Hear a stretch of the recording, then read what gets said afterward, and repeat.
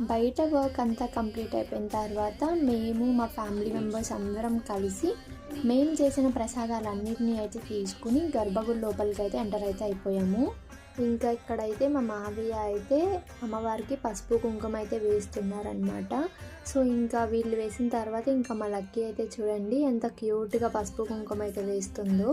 So ఇంకా పసుపు కుంకుమ వేసేసిన తర్వాత అమ్మవారికి మేము తెచ్చిన పువ్వుల దండలు అయితే వేస్తున్నాము. సో చూడండి పూల దండలు వేసిన తర్వాత అసలు చాలా బాగుంది కదా అమ్మవారి లుక్. ఈ అమ్మవారు అయితే పొలాల మధ్యలో వెలిసారంట. సో ఇంకా వెలిసారని చెప్పి ఎవరో ఒక కల్లోకి వస్తే ఇంకా వాళ్ళైతే ఈ టెంపుల్ కట్టించారనమాట. సో మీరు కూడా మీకు వీలైనప్పుడు ఈ టెంపుల్కి వెళ్ళడానికి ట్రై చేయండి. సో ఇంకా లోపల పూజ అంతా అయిపోయిన తర్వాత ఇక్కడ నేను మా నాన్నమ్మ అయితే బయట దీపారాధన అయితే చేస్తున్నాము. సో చుట్టూరు పొలాలు ఉండడం వల్ల ఫుల్ గాలి ఉండడం వల్ల అస్సలు వెలగట్లేదు అనమాట. సో ఇంకా మేమైతే ఫైనల్గా మేకనైతే బలించేసి అమ్మవారికి అయితే ఎరుపు అయితే చూపించాము.